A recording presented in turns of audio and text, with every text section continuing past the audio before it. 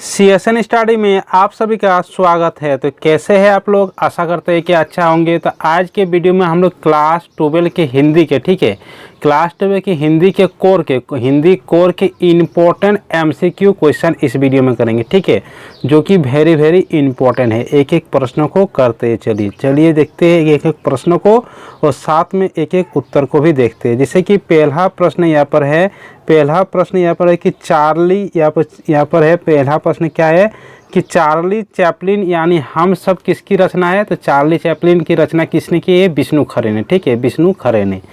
अगला अब प्रश्न देखते हैं कि विष्णु खरे का जन्म कब हुआ था? तो विष्णु खरे का जन्म कब हुआ था? 1940 में, ठीक है, 1940 ईस्वी में विष्णु खरे का जन्म हुआ था।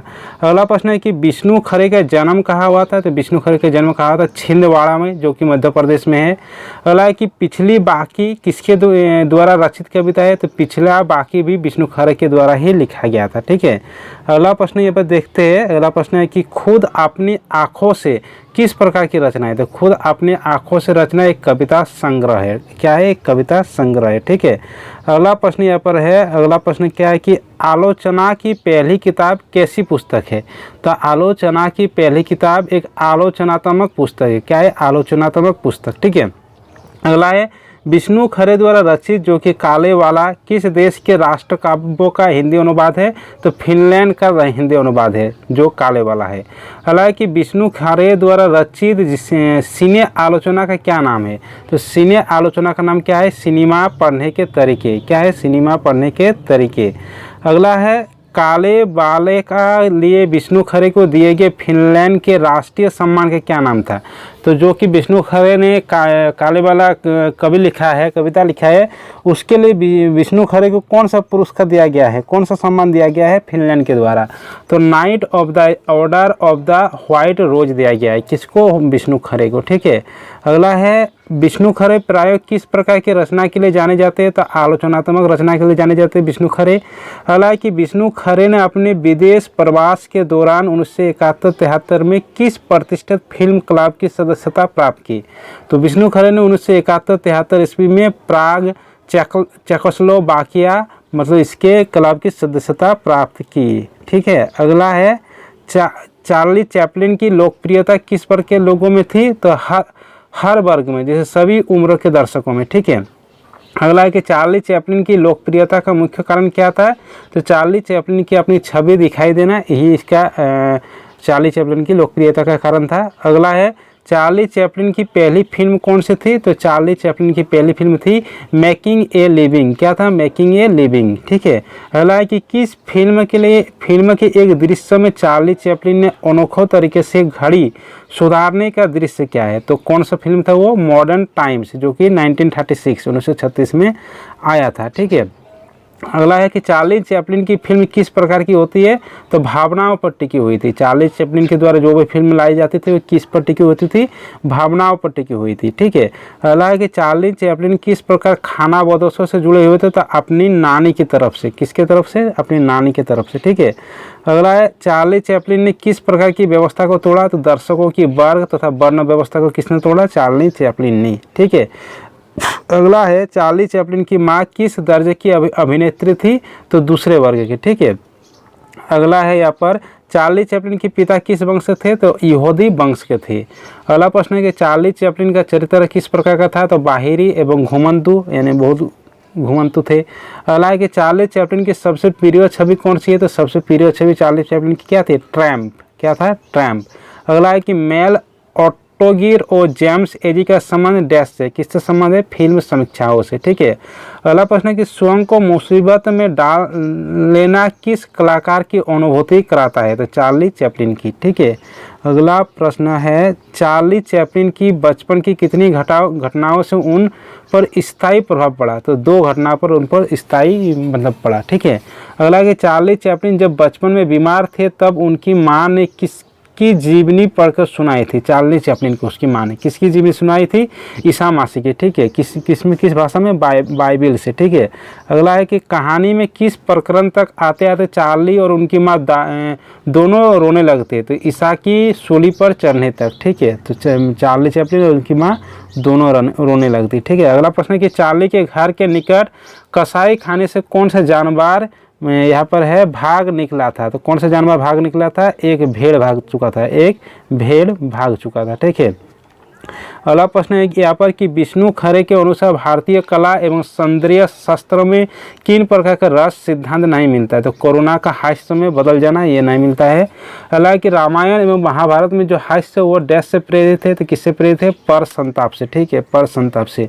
आप लोग कमेंट बॉक्स में कमेंट बताइए कि 2 महाभाष्यों का नाम बताइए। तो बोल ही देते, 2 महाभाष्यों का नाम क्या है? रामायण एवं महाभारत। ठीक है, अगला है यहाँ पर कि कहानी में गांधी तथा नेहरू दोनों के द्वारा किसके सन्निहित चाहन की बात की गई? तो चार्ली चैपलिन की। ठीक है, अगला है पाठ में राज कपूर के किस कृतों को सबसे साहसिक प्रयोग कहा गया है? तो दी ट्रैम का शब्दानुवाद आवारा के लिए। ठीक है, अगला प्रश्न यहाँ पर है कि गांधी जी तथा चार्ली चैपलिन का मिलन किस स्थान पर हुआ? तो डॉक्टर कटियाल के निवास पर, जो कि कैनिंग टाउन के नाम से जाना जाता है। ठीक है, अगला है महात्मा गांधी चार्ली चैपलिन से कब मिले थे? तो 22 सितंबर 1931 ईस्वी को। ठीक है, अगला कि चार्ली चैपलिन की मुख्य विशेषता क्या थी? तो वो किसी भी संस्कृति को विदेशी नहीं लगते थे। ठीक है, चार्ली चैपलिन की ही एक मुख्य विशेषता थी। अगला कि कहानी में चार्ली चैपलिन को किससे ज़्यादा नज़दीक माना गया? तो प्रेमचंद्र के ज़्यादा नज़दीक माना गया है। ठीक है, अगला है कि यहाँ पर अगला प्रश्न देख लेते हैं क्या है यहाँ पर। अगला प्रश्न है यहाँ पर कि चार्ली स्वयं पर सबसे ज़्यादा कब हंसता है? तो जब वो स्वयं को सर्वशक्तिमान गर्व उन्मत्त समझता है, तब वो सबसे ज़्यादा अपने आप को हंसता है। ठीक है, अगला है कि सत्ता, शक्ति, बुद्धिमत्ता, प्रेम और पैसे के चरम उत्कर्षों में से जब हम आईना देखते हैं तो किसका चेहरा दिखाई देता है? तो चार्ली का। ठीक है, अगला है कि समीक्षक चार्ली को किस प्रकार देखते हैं? तो समय और भूगोल का को काट कर। ठीक है, अगला है चार्ली चैपलिन की फिल्मों में से किस भाषा का प्रयोग होता था? तो सांकेतिक भाषा का। अगला है कि विष्णु खरे विभिन्न पत्रिकाओं में किस प्रकार का लेख लिखते थे? तो फिल्मी आलोचनात्मक। अगला है कि हम कला की किस बात को रेखांकित करते हैं? तो सार्वजनिकता। अगला कि पाठ में होली का त्यौहार हमें क्या अवसर प्रदान करता था? अपने पर हंसने और मौज मस्ती करने का। अगला है कि लेखक ने चार्ली चैपलिन का भारतीय रूप किसे बताया है? तो राज कपूर को। अगला है कि लेखक ने किसे समाज से दूर दुराए जाने की बात कही? तो चार्ली चैपलिन को। अगला है कि विष्णु खरे के जन्म कब हुआ था? तो विष्णु खरे के जन्म कब हुआ था? 9 फरवरी 1940 ईस्वी को। अगला प्रश्न, सबकी आवाज़ के पर्दे पर किसके द्वारा लिखी गई है? तो किसके द्वारा लिखी गई सबके आवाज़ के पर्दे? तो विष्णु खरे के द्वारा। अगला है यहाँ पर कि सबकी आवाज़ के पर्दे से कैसी रचना है? तो कविता संग्रह। काले वाला किसकी रचना है? तो विष्णु खरे की। अगला है यहाँ पर कि कहानी के अनुसार चार्ली चैपलिन की पहली फिल्म मेकिंग ए लिविंग कितने वर्ष पर पूरे हुए? तो 75 वर्ष पर पूरे हुए, जो कि चार्ली चैपलिन की पहली फिल्म क्या थी? Making a living. अगला है कि किस क्षेत्र में चार्ली को बार बार पुनर्जीवित होता रहता है? तो पश्चिमी क्षेत्रों में। ठीक है, अगला है कि फिल्म कला को लोकतांत्रिक बनाने का श्रेय किस महान कलाकार को जाता है? तो चार्ली चैपलिन को। ठीक है, अब अगला देखते हैं यहाँ पर कि चार्ली अपनी नानी की तरफ से कौन सा खाना अवदस्त थे? तो जिप्सी। हालांकि चार्ली चैपलिन ने की पहली फिल्म कब और किसके शीर्षक से बनी थी? तो 16 अप्रैल 1914 को बनी थी। पहली फिल्म क्या थी? पहली फिल्म मेकिंग ए लिविंग। ठीक है, अगला है कि फिनोमेनन का अर्थ क्या है? तो फिनोमेनन का अर्थ क्या होता है? तथ्य। क्या अर्थ होता है फिनोमेनन का? तथ्य। ठीक है, अगला है यहाँ पर प्रश्न कि चार्ली चैपलिन यानी हम सब में प्रयोग शब्द वज्रादपि कठोरदपि कठोर आने का अर्थ क्या है? तो वज्र से भी कठोर। ठीक है, वज्र से भी कठोर। अगला है कि मृदनी कुसुमदाई का अर्थ क्या है? तो फूल से भी कोमल। अगला है यहाँ पर प्रश्न कि राज कपूर की फिल्म श्री 420, अनारी और मेरा नाम जोकार जैसी फिल्म में किस तरह के पात्रों को दिखाया गया? तो भोले सड़क छाप को। ठीक है, इस फिल्म में तो आप लोग देखे होंगे। ठीक है, अब अगला देखते हैं। अगला प्रश्न यहाँ पर है कि नमक शीर्षक कहानी के लेखक कौन है? तो नमक कहानी के लेखक कौन है? रजिया सज्जाद जहीर। ठीक है, अगला है रजिया सज्जाद जहीर का जन्म कब और कहाँ हुआ था? तो रजिया सज्जाद जहीर का जन्म हुआ था 15 फरवरी 1917 ईस्वी में। कहाँ हुआ था? अजमेर, जो कि राजस्थान में है। ठीक है, अगला है प्रश्न रजिया सज्जाद की प्रमुख रचना कौन सी है? तो जर्द गुलाब, जो कि उर्दू में है। अगला है कि रजिया सज्जाद जहीर का मृत्यु कब हुई थी? तो 18 दिसंबर 1979 में। ठीक है, अगला प्रश्न आप देख सकते हैं कि सफिया जब सिख बीवी से मिली उन्हें किसकी याद आई? तो माँ की। ठीक है, अगला है यहाँ पर कि सफिया और सिख बीबी दोनों मिलकर कहा बातें कर रही थी तो कीर्तन में। अगला है यहाँ पर कि पाकिस्तान बंटवारे से पहले सिख बीबी किससे अपना वतन मानती थी तो लाहौर को। अगला है कि कीर्तन कितने बजे समाप्त हुआ तो 11 बजे। अगला है यहाँ पर सिख बीबी ने सफिया को पाकिस्तान से क्या लाने को कहा तो लाहौरी नमक यानी लाहौर के नमक को। अगला है सफिया का भाई क्या करता था, एक पुलिस अफसर था। ठीक है, लेते अगला क्या है कि सफिया अपने भाई से कैसी थी तो सफिया अपने भाई से छोटी थी। ठीक है, अपने भाई से छोटी थी। अगला है यह कि सफिया को भारत के लिए कितने बजे रवाना होता था तो 2 बजे रवाना होना पड़ता था। अगला प्रश्न है यहाँ पर, अगला प्रश्न क्या है, अगला प्रश्न है कि सफिया की छोटी से टोकरी में कौन सा फल था तो कौन सा फल था, छोटी से टोकरी में किन्नू का फल था। ठीक है, अगला है कि सफिया के कितने भाई थे तो भाई थे 3। सफिया के पिता का कब्र कहाँ था तो पाकिस्तान में था। इकबाल का मकबरा कहाँ था तो लाहौर में था। मकबर की सीढ़ियों पर कितने इंसान बैठे हुए थे तो 2 इंसान बैठे हुए थे। ठीक है, अगला है यहाँ पर सफिया के दोस्त ने किन्नू फल को हिंदुस्तान और पाकिस्तान के संदर्भ में क्या कहा है तो एकता का मेवा। हालांकि पुलिस वाले ने जो किताब निकाली थी उस पर किसकी तस्वीर बनी हुई थी तो नजरुल इस्लाम की। किसकी तस्वीर थी, नजरुल इस्लाम की। हालांकि पुलिस वाले ने जो मेज से किताब निकाली थी उसका लेखक कौन था तो उसका लेखक था सुनील दास गुप्ता। ठीक है, अगला है कि सुनील दास गुप्ता कहाँ के रहने वाले थे तो ढाका के रहने वाले थे। जैसे कि बांग्लादेश का राजधानी कहाँ है ढाका, तो सुनील दास गुप्ता ढाका के रहने वाले थे। ठीक है, इकबाल की लिखी हुई गीत कौन सी है तो सारे जहाँ से अच्छा। अगला है कि नजरुल इस्लाम कौन थे तो नजरुल इस्लाम बांग्ला के क्रांतिकारी कवि थे, अगला है इस कहानी में बाजी शब्द किसके लिए प्रयोग किया गया था तो सफिया की दीदी बोलने के लिए। हालांकि सफिया को पुलिस वाले कहाँ ले गए तो प्लेटफॉर्म के सिर पर एक कमरे में। ठीक है, अगला है यहाँ पर कि सुनील दास गुप्ता की बुक पर लिखा शीर्षक किस भाषा में लिखा था तो अंग्रेजी में।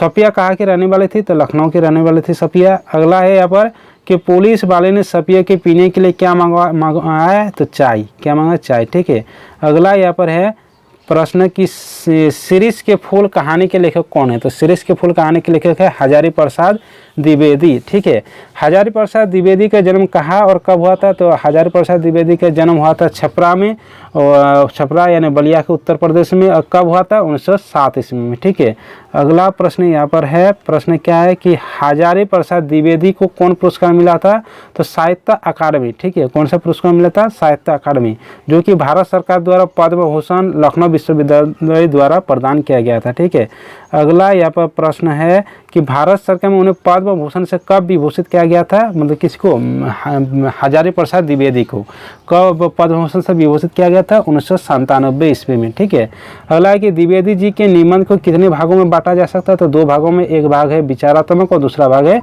आलोचनात्मक। ठीक है, अगला प्रश्न अब है, प्रश्न है कि शकुंतला के श्रृंगार में क्या कमी रह गई तो शकुंतला के कानों में से वो शिरीष पुष्प देना भूल गए थे, ये एक कमी रह गई थी। कालिदास महान क्यों थे, क्योंकि वो अनासक्त रह सकते थे। अगला है कि आधुनिक कवि किसे कहा गया था तो सुमित्रानंदन पंत को आधुनिक कवि कहा गया है। अगला क्या अपने भी कभी समाप्त नहीं होता है फूल या पेड़। ठीक है, कौन कवि को ऐसी तरंगे जगा देते जो ऊपर की ओर उठती रहती है तो शिरीष तोरू। ठीक है, शिरीष तोरू। हालांकि चिलकती धूप में जो इतना सरस है वो कैसे बना रहता है, ये कौन सा वृक्ष है तो शिरीष के वृक्ष है। अगला है यहाँ पर कि देश में धूप वर्षा आंधी मारकाट अग्निदाह पर खून खियार के बवंडर वह जाने के बाद कौन स्थिर रह सकता है तो शिरीष। ठीक है, हालांकि यहाँ पर कि और वायुमंडल से रस खींच के इतना कोमल और कठोर रह सकता है तो कौन तो गांधी। ठीक है, अगला है प्रश्न के लेखक जब जब देखता है तो हो क्यों उठती है तो क्योंकि शिरीष के वृक्ष अब गायब हो जाते हैं। ठीक है, अगला है कि हजारी प्रसाद द्विवेदी ने किस पत्रिका का संपादन किया तो विश्व भारती का, जो कि शांति निकेतन में है। अगला है कि हजारी प्रसाद द्विवेदी को किस कृति के लिए साहित्य अकादमी मिला तो आलोक पर्व के लिए। अगला है कि हजारी प्रसाद द्विवेदी को पद्म भूषण कब मिला तो 1957 में। हजारी प्रसाद द्विवेदी का निधन कब हुआ तो 1979 में। ठीक है, 1979 में। ठीक है, अगला है यहाँ पर कि हजारी प्रसाद द्विवेदी सामाजिक अन्याय का सबसे बड़ा शिकार किसे मानते थे तो स्त्री को। ठीक है, अगला कि हजारी प्रसाद द्विवेदी की किस कृति में स्त्रियों की सामाजिक पीड़ा का वर्णन किया गया तो बाण्य भट्ट की आत्मकथा का, ठीक है। अगला है कि हजारी प्रसाद द्विवेदी की प्रसिद्ध किस रूप में है, तो मानवतावादी साहित्यकार में। अगला है सीरीज के फूल निबंध को हजारी प्रसाद द्विवेदी के किस संग्रह से लिया गया है, तो कल्पलता से। अगला है महाकाल देवता के कोड़े के सामने कौन टिकता है, तो जिनका प्राणकोण अर्धमुखी है। अगला है हजारी प्रसाद द्विवेदी किसके श्लोक को देखकर हैरान रह जाते हैं, तो कालिदास की। अब अगला आ जाते हैं प्रश्न में, जो कि यहाँ पर है कि भीमराव अंबेडकर का जन्म कब हुआ था, तो 14 अप्रैल 1891 ईस्वी को, ठीक है। अगला है भीमराव अंबेडकर का जन्म कहाँ हुआ था, तो महू में, जो कि मध्य प्रदेश में है। अगला कि प्राथमिक शिक्षा पूरी करने के बाद उच्चतर शिक्षा के लिए अंबेडकर को किसने प्रोत्साहित किया, तो बड़ौदा नरस ने, ठीक है। उच्चतर शिक्षा के लिए अंबेडकर कहाँ गए थे, तो पहले न्यूयॉर्क फिर लंदन गया था भीमराव अंबेडकर। अगला है कि स्वदेश में अंबेडकर ने कौन सा कार्य किया था, तो वकालत का कार्य किया था। अंबेडकर ने जीवन भर किसके लिए संघर्ष किया, तो दलितों को मुक्ति और सामाजिक सभ्यता के लिए, ठीक है। और जैसे कि जानते हैं कि संविधान अंबेडकर के द्वारा ही लिखा गया था। अगला है कि अंबेडकर बड़े होकर क्या बनना चाहते थे, एक वकील बनना चाहता था। अंबेडकर के अनुसार दास्ता का सबसे व्यापक रूप क्या था, तो सामाजिक दास्ता। अगला है अंबेडकर के चिंतन की रचनात्मकता के 3 प्रेरक व्यक्ति कौन कौन थे, तो एक थे बुद्धि, दूसरा था कबीर, तीसरा था ज्योतिबा फूले। अगला है कि अपने 5 लाख अनुयायियों के साथ अंबेडकर कब बुद्ध मितन्याय बने, तो 14 अक्टूबर 1956 ईस्वी में। अगला है कि पुस्तक में प्रस्तुत पाठ अंबेडकर के किस भाषण से लिया गया है, तो एनिहिलेशन ऑफ कास्ट के भाषण से लिया गया है। अगला है कि श्रम विभाजन किसकी आवश्यकता है, तो सभ्य समाज की। अगला है कि मनुष्य को जीवन भर एक पेशे में कौन बांध देता है, तो जाति प्रथा, ठीक है। अपने भाषण में अंबेडकर किसका विरोध करते हैं, तो जाति प्रथा का। अगला है कि अंबेडकर ने भाईचारे की तुलना किससे की, तो दूध पानी के मिश्रण से। अगला है कि लोकतंत्र में क्या आवश्यक है, तो अपनी साथियों के प्रति श्रद्धा और सम्मान का भाव लोकतंत्र में आवश्यक है, ठीक है। अगला है कि व्यक्तियों के क्या स्वयं चुनना चाहिए, तो अपने पेशा, ठीक है, पेशा, ठीक है। अपने आधार पर मनुष्य को 2 श्रेणी में नहीं बांटा जा सकता है, मानवता के आधार पर। भीमराव अंबेडकर द्वारा रचित प्रथम कृति कौन सी थी, तो जेनेसिस एंड डेवलपमेंट, ठीक है।